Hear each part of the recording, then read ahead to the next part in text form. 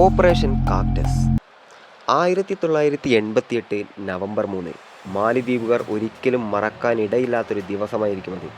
India എന്ന മഹാരാജ്യം നടത്തിയ ധീരമായ ഒരു ഓപ്പറേഷനിലൂടെ മാലിദ്വീപ് എന്ന രാജ്യം അട്ടിമറിയിൽ നിന്ന് രക്ഷപ്പെട്ട ദിവസമാണിത്.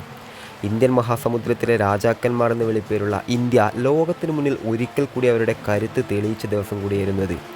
അന്നത്തെ മാലി പ്രസിഡൻ്റായിരുന്ന മഹ്മൂദ് അബ്ദുൽ ഗയൂമിനെ പുറത്താക്കി ഭരണം പിടിക്കുവാൻ വേണ്ടി ബിസിനസ്സുകാരനായിട്ടുള്ള അബ്ദുള്ള ലത്തീഫി അവിടുത്തെ കുറച്ച് വിമതരെയും ശ്രീലങ്കയിലെ people's liberation organisation of Tamil ഇലാമിനെയും കൂട്ടുപിടിച്ച് ആക്രമണം പ്ലാൻ ചെയ്തു.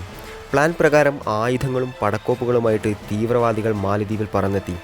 രാജ്യത്തിലെ പല തന്ത്രപ്രധാന മേഖലകളിലും പിടിച്ചടക്കി.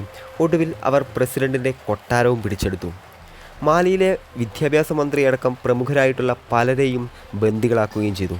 ഇതേസമയം സുരക്ഷിതമായിട്ടുള്ള ഒരു താവളത്തിൽ ഇടം പിടിച്ച മാലദ്വീപ് പ്രസിഡൻ്റായിട്ടുള്ള ഗയൂം USA, UK പോലുള്ള പല രാജ്യങ്ങളോടും സഹായം അഭ്യർത്ഥിച്ചു. പക്ഷേ അവരാരും സഹായിച്ചില്ല. അങ്ങനെ ഗയൂം ഇന്ത്യയോടും സഹായം അഭ്യർത്ഥിച്ചു. അന്ന് നമ്മുടെ ഇന്ത്യയിലെ പ്രധാനമന്ത്രി രാജീവ് ഗാന്ധിയായിരുന്നു. അദ്ദേഹം സഹായം വാഗ്ദാനം ചെയ്തു. അങ്ങനെ 1988 നവംബർ 3 രാത്രി ഓപ്പറേഷൻ കാക്ടസ് ഇന്ത്യ ആരംഭിച്ചു. ബ്രിഗേഡിയർ ഫറൂഖ് ബുൾസാമയുടെ നേതൃത്വത്തിൽ ഇന്ത്യൻ സംഘം യുദ്ധവിമാനങ്ങളിൽ മാലിദ്വീപ് ലക്ഷ്യമാക്കി നീങ്ങി. 2000 കിലോമീറ്റർ അകലെയുള്ള ഹുൽഹുലെ ദ്വീപിലെ മാലി ഇൻ്റർനാഷണൽ എയർപോർട്ടായിരുന്നു ഇന്ത്യൻ സേനയുടെ ലക്ഷ്യം. ഇന്ത്യൻ സൈന്യത്തിലെ ഏറ്റവും മികച്ച പാരാട്രൂപ്പേഴ്സ് പ്രസിഡന്റ് സഹായം അഭ്യർത്ഥിച്ച് 9 മണിക്കൂറിനുള്ളിൽ മാലിയിലെ ഇൻ്റർനാഷണൽ എയർപോർട്ടിൽ പറന്നെത്തി. പിന്നീട് ആ വിമാനത്താവളം സുരക്ഷിതമാക്കി വെക്കുകയും ചെയ്തു.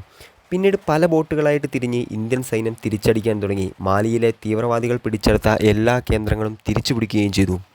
അതിനിടയിൽ അബ്ദുൾ ലത്തീഫി ബന്ദികളുമായി കടൽമാർഗം രക്ഷപ്പെട്ടിരുന്നു. പക്ഷേ ലക്ഷ്യത്തിലെത്തും മുൻപ് ഇന്ത്യൻ സൈന്യം ആ നീക്കവും നിഷ്പ്രഭമാക്കി കളഞ്ഞു. INS ഗോദാവരിയും INS ബെദ്വയും ചേർന്ന് ലത്തീഫി രക്ഷപ്പെട്ട കപ്പലിനെ ആക്രമിക്കുകയും ബന്ദികളെ മോചിതരാക്കുകയും ചെയ്തു. അങ്ങനെ മാലിദ്വീപിലെ ഏറ്റവും വലിയ അട്ടിമറി ശ്രമം ഇന്ത്യൻ സേന തകർത്തു. ഓപ്പറേഷൻ കാക്ടസ് അവസാനിപ്പിച്ച് ഇന്ത്യ മടങ്ങിയെത്തുകയും ചെയ്തു.